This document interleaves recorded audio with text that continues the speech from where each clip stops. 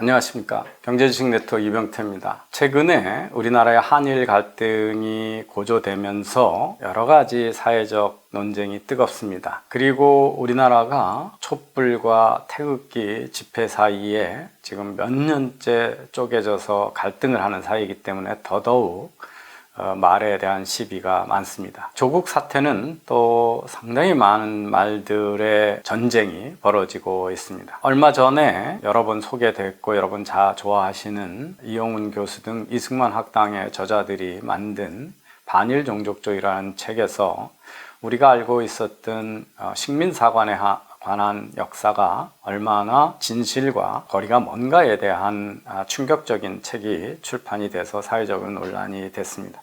이 논란의 연장선에서 연세대 사회학과 교수인 유석춘 교수가 교양 수업 중에 학생의 질문에 대해서 반일 종족주의에 나온 거에 대한 질문, 그 중에서도 우리나라에서 늘 감정적인 이슈로 부각되고 있는 위안부 사태에 대한 질의에 답변하면서 위안부 사태가 우리가 지금까지 알고 있었던 성노예가 아니라 가난한 나라의 아주 불행한 성매매에 가깝다라고 하는 이야기를 한 것이 논란이 되고 있습니다. 본인이 그런 연구를 한 사람이 아니다. 따라서 다른 사람들의 연구에 의해서 그런 이야기가 나왔다라는 것을 분명히 했음에도 불구하고 일부 학생이 그것을 녹음해서 프레시언이라고 하는 좌파 언론에서 그것을 보도하면서 우리나라의 모든 정치권, 보수 정당이라고 하는 한국당을 비롯해서 또 연세대 학생회, 좌파 언론이 유석춘 교수의 발언을 막말이고 도저히 있을 수 없는 새로운 친일파로 몰고 가고 있습니다. 학교는 조사위원회에서 조사를 시작한다고 하면서 강의 중단 결정을 한 것으로 보도가 되고 있고, 여러 곳에서 유석춘 교수를 파면해야 된다라고 하는 주장을 펼치고 있습니다. 저는 이 코너에서 위안부 사안의 성격에 대해서 다시 논란을 하거나 논쟁할 의도가 아닙니다. 우선 제가 좀 경악하고 있는 것은 우리 사회에 생각이 다른 사람에 대한 무차별한 폭력적인 공격이라고 하는 것입니다. 대번 나오는 게 유석춘 교수는 파면해야 된다. 파면하는 이유가 뭐죠? 나의 생각하고 다른 이야기를 수업 시간에 했다는 겁니다. 교수는 어떻게 파면이 되는가요? 교수의 신변 보호 제도를, 가장 강한 신변 보호 제도를 영년직, 영어로 테뉴어 제도라고 합니다. 나라마다 또는 많은 교수도 여러 구분이 있어서 어떻게 임명하고 파면하는가에 대해서는 다르지만, 교수 중에서 가장 안정적으로 신분을 보장받고 있는 교수를 영년직 트랙의 교수, 테뉴어 트랙의 교수라고 합니다. 미국의 많은 대학들은 조교수로 임명돼서 부교수 시절에 부교수 승진할 때 테뉴어 심사를 같이 해서 부교수 승진을 하면 테뉴어를 주는, 영년직이 되는 제도를 채택하기도 하고, 이 부교수 승진과 테뉴어 제도를 분리되어 있는 학교들도 있습니다. MIT 같이 좋은 학교는 테뉴어 제도를 10년이 있다가 심사하는, 10년까지 기다렸다 심사받는 제도를 채택하고 있습니다. 그것은 MIT의 테뉴어 심사 기준이 월등히 높기 때문에 그렇습니다. MIT의 기준은 한 분야에서 자기가 일가의 학문을 이룰 정도의 탁월한 학자들한테 영년직을 보장한다, 이렇게 돼 있기 때문에 그렇습니다. 독일은, 우리는 이제 다 조교수, 부교수, 정교수, 여러 가지 교수를 다 교수님이라는 이름으로 부르지만, 독일은 프로페서는 우리로 얘기하면 테뉴어를 받은 정교수에 한해서만 쓸 수가 있고, 이분들은 엄격한 신분 보장이 되고 사회적 존경의 대상이 되고 있습니다. 그래서 그 밑에 있는, 우리로 얘기하면 전임 강사서부터 조교수, 부교수는 렉처러 또는 인스트럭터라는 이름으로 달리 불리고, 독일의 프로페서는 거의 좀 과장해서 얘기하면 과거 중세의 스로 이런 거에 대한 아주 신분적으로 높은 그런 대상의 용어로 쓰이고 있었습니다.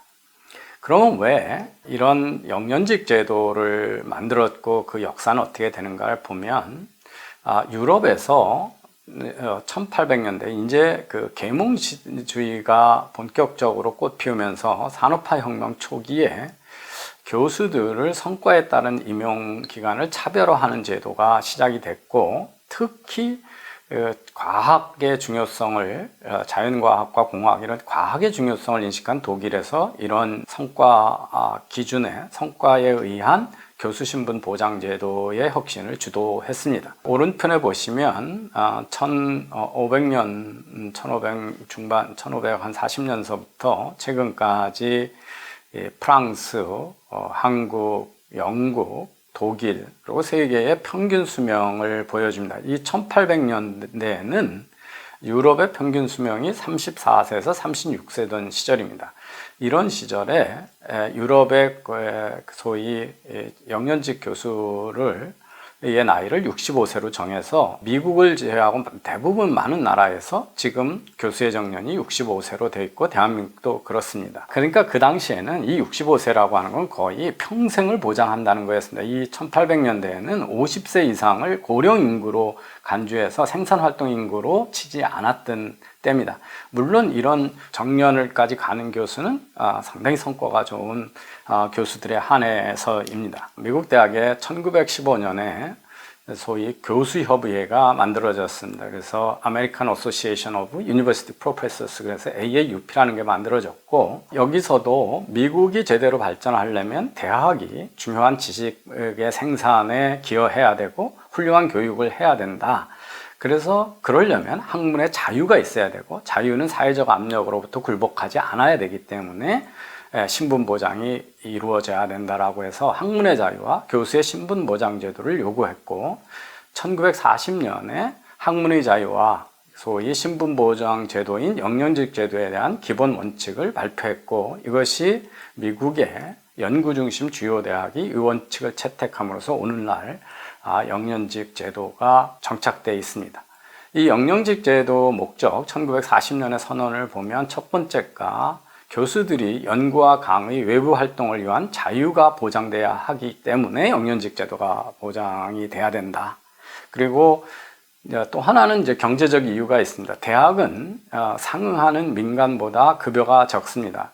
우리나라는 워낙 이 성과에 의한 급여 제도가 채택되지 않기 때문에 다르다고 할 수 있지만, 예를 들어서 미국의 의과대학 교수들은 연봉이 20만 불에서 3, 40만 불 되는 2억에서 4억 이렇게 되는 분들이 많습니다. 그렇지만 그 의사가, 그 의과대학 교수님이 대학 교수를 그만두고 자기 일간 사병원의 병원의 의사로 가면 100만 불을 받습니다. 그러니까 5배에서 3배에서 5배 이상의 수익이 많으니까 훌륭한 인재를 대학에다가 놓으려면 대신 직업의 안정성이라도 줘야 된다 하는 거죠. 그래서 경영대 금융교수님도 마찬가지입니다. 그러니까 아주 새로운 파생상품이나 이런 금융상품을 고안할 수 있고 그런 이론을 잘 알고 있는 교수님들은 월스트리트에 가면 수백만 불의 급여를 받을 수 있지만, 그런 것보다는 급여는 좀 적지만 자기가 하고 싶은 거 하고 스트레스 덜 받는 교수를 하겠다. 그래서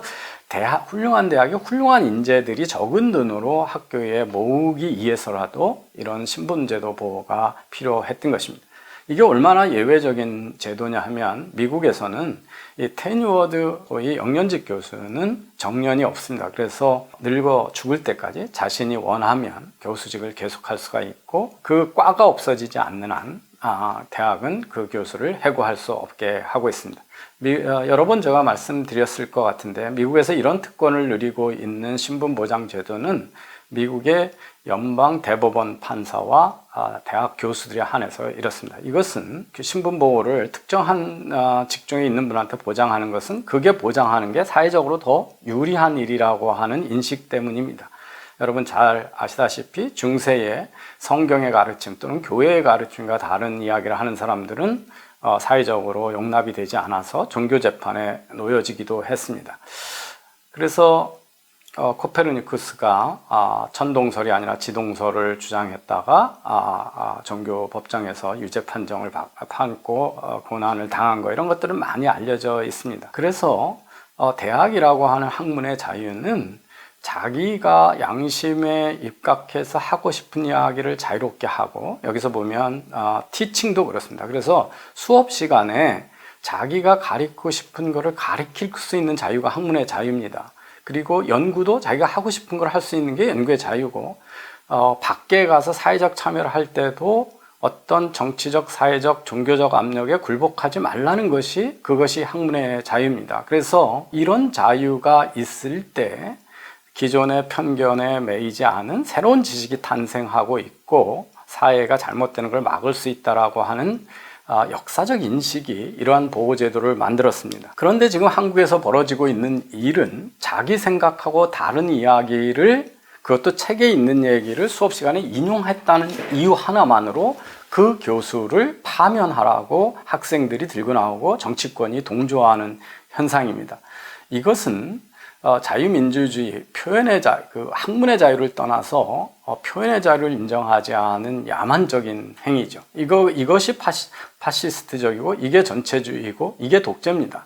이게 다수에 의한 소수를 억압하는 거죠. 이게 홍위병이고, 이게 인민재판입니다. 여러분, 전 세계가 정치적 갈등이 높으면서 표현의 자유가 자꾸 진영 논리에 의해서 억압됩니다.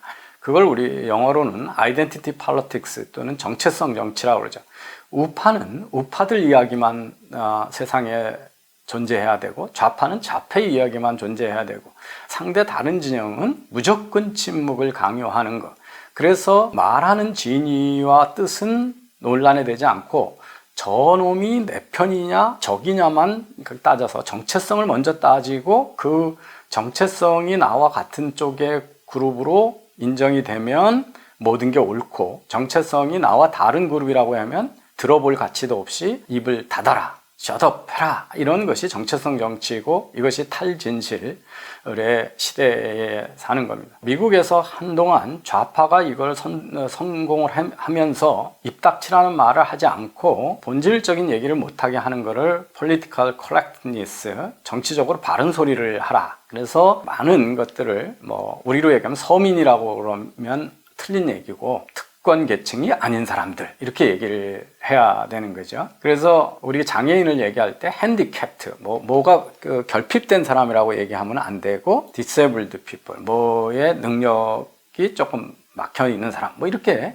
같은 얘기를 다른 표현으로 해서 상대를 기분을 상하지 않게 한다는 아주 어떤 공중도덕이나 문명적인 표현인 것처럼 얘기하면서, 사실은 언론을 막는 일들을 했던 걸 가지고 PC라는 얘기를 많이 합니다. 그다음에 이제 막말이라고 하는 거죠. 원래는 신성모독에 하는 말, 블래스페미 같은 건데요. 이런 것들이 이제 막말이라고 그래서 무조건 내용을 보지 않고 그거는 막말이니까 들어볼 가치도 없다. 또 이제 요즘에 유행어는 페이크 뉴스요. 무조건 자기하고 생각 다른 거는 사실 여부를 따지 않고 페이크 뉴스라고 하는 거죠. 이런 것들은 다 상대의 말할 자유에 대한 억압을 정치적으로 또는 표현하면 억압 수단이고, 정치적인 표현의 자유를 억압하고, 또 인격살인을 통해서 메신저를 공격하는 수단에 불과하죠. 지금 유석천 교수에게 벌어지는 일은 바로 대학의 본질에 대한 부정이고, 표현의 자유에 대한 부정이고, 학문의 자유에 대한 부정입니다.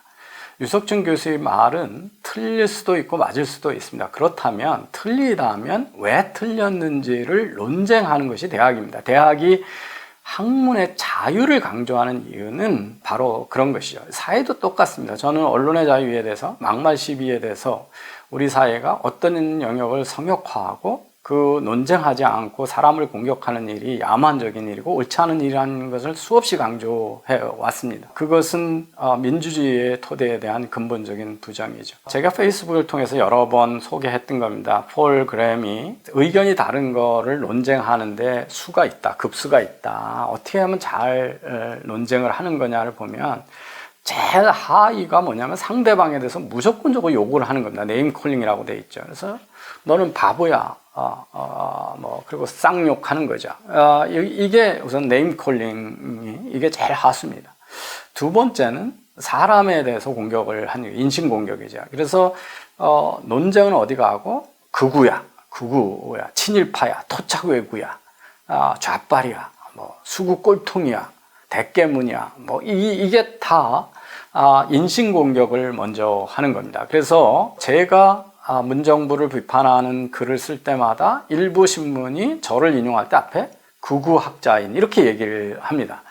이런 것들이 다 이거죠. 인신공격을 해서 이거 앞에서 설명드린 정체성 정치 행위죠.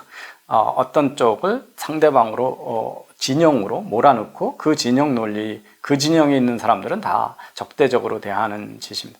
그 다음에 이제 말의 내용이 아니라 말하는 방식에 관해서 톤에 대해서 얘기하는 겁니다. 제가 최근에 페이스북을 닫고 저거 했던 게, 제가 젊은 유튜버가 박근혜 대통령을 얘기하면서 동물의 신체 부위에 비교한 적절치 못한 용어를 썼습니다.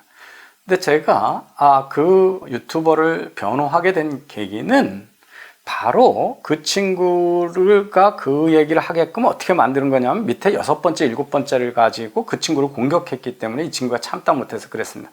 그 친구는 탄핵은 분명히 잘못됐는데 정치적으로 박근혜 대통령이 잘못된 게 있었다, 그렇게 얘기를 했더니 그 잘못하고 있었다는 거를 대응하는 것이 무능했다는 거에 대응하는 게 이렇게 해서 무능한 게 아니라 유능할 수도 볼 수 있다라고 논쟁을 하는 게 아니라 바로 욕설과 인신공격이 들어가니까 이 친구가 참다 못해서 톤을 바꿔가지고 이제 욕설을 하게 되는 거죠. 그래서 저는 그 진행 과정을 보면서 우리 사회가 의견이 다른 사람들에 대한 건전한 표현의 자유를 인정하지 않기 때문에 이런 갈등으로 간다는 것 때문에 제가 이제 얘기를 했더니 저까지도 그런 사람으로 몰아서 공격을 하고, 바로 예상했던 대로 여기서 욕설, 인신공격, 그리고 발언에 대해서 어떤 집단으로 몰아서 탄핵파라든지 뭐 이런 어불성설이 계속됐습니다. 더 수준이 있는 것은 네 번째죠. 상대방이 얘기하는 거와 반대되는 사례를 만들면, 상대방이 A가 옳다라고 얘기했는데 뭐 A는 B보다 크다고 그랬는데 B가 A보다 큰 사례를 하나 만들면 앞에 한 얘기가 거짓이 되니까, 그래서 이게 반례를 가지고 공박을 하면 쉽게 논란이, 어떤 사람이 일반화를 하면 일반화해서 한 얘기에 그거에 적용되지 않은 반례를 하면 그 일반화가 틀렸다는 걸 증명이 되는 거니까, 이것도 이제 그때부터는 제대로 토론을 하는 겁니다.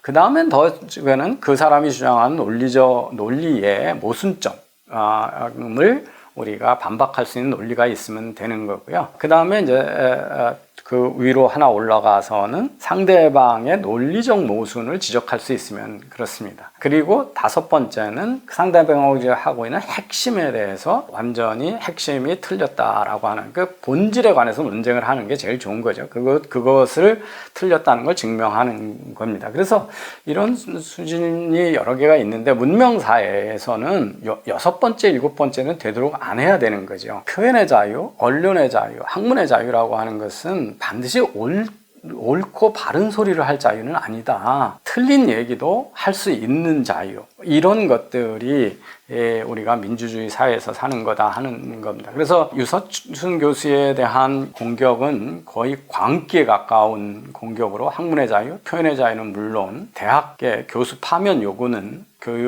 대학 교수의 신분제도에 대한 부정이자 현재 대학의 존립 기반에 대한 부정이기도 하고 그렇습니다.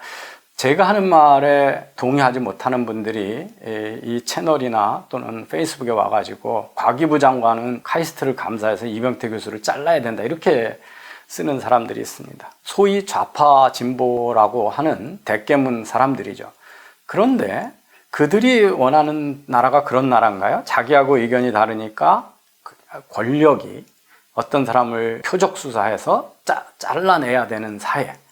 이게 당신들이 바라는 대한민국의 모습이냐는 거죠. 그래서 이 좌우를 떠나서 진영 논리 또는 이 탈지지 현상이 우리 사회에 만연해 있고, 물론 그거에 대한 일차적인 책임은 국가를 정치적으로 나눠 가지고 촛불 세력은 우리 세력이고 아닌 세력은 다 적폐 세력이라고 하는 적대감을 불러일으켜온 문재인 정권이 가장 큰 일차적인 책임이 있습니다. 그럼에도 불구하고 표현과 언론의 자유는 모든 정치적 자유의 시작이다, 끝이다. 그래서 이렇게 생각이 다른 사람들하고 공존할 수 없기 때문에 그 사람들을 욕하고 인신공격하고 인격 모독을 하고 이런 것들을 하는 것들은 만약에 우파 중이라면 건전한 자유주의 우파하고 수구꼴통의 차이다. 좌파라면 상식적인 중도적인 진보주의하고 수구꼴통 좌파의 차이다라고 저는 생각할 수가 있습니다. 그래서 표현의 자유에 대해서 우리 쪽은 표현의 자유가 있고 상대방은 표현의 자유가 없다라고 하는 것은 그야말로 조국과 같은 태도죠. 내로남불이고 이중잣대입니다. 그것은 우파라고 해도 이런 것은 민주사회에서는 여지가 없는 일이다, 이런 말씀을 드리겠습니다. 그래서 상대가 틀렸던 것들을 논리적으로 데이터를 가지고 근거를 가지고 반박을 해야지 사람한테 욕설부터 하고 아무 논거도 없이 제가 오늘로 중앙일보에 부탁을 받고 컬럼을 썼는데 그 밑에도 그렇습니다. 다는 게 전부 욕설 아니면 논리적 비약이고 견강부회다. 그렇게만 써요. 그러면 제가 한 얘기 중에 어느 게 논리적 비약이고 어느 게 견강부회라는 얘기를 할 지력이 없는 사람들이 인터넷이라고 하는 무기를 가지고 인격살인에 나서는 이런 모습이고, 이 유석천 교수에 대한 공격은 도저히 대학에 있는 저로서는 용납할 수 없는 폭력이고 광기이다. 그리고 거기에 나서는 연세대 학생의 부끄러움을 알아야 되고, 또 동료 교수가 그럼에도 입 닫고 있는 연세대 사회학과 교수들도 학자로서 학문의 자유, 언론의 자유, 표현의 자유를 지킬 만한 그 용기가 없는 사람들이다. 이런 점에서 대한민국의 한심한 수준을 보여준다. 이렇게 말씀드리겠습니다. 감사합니다.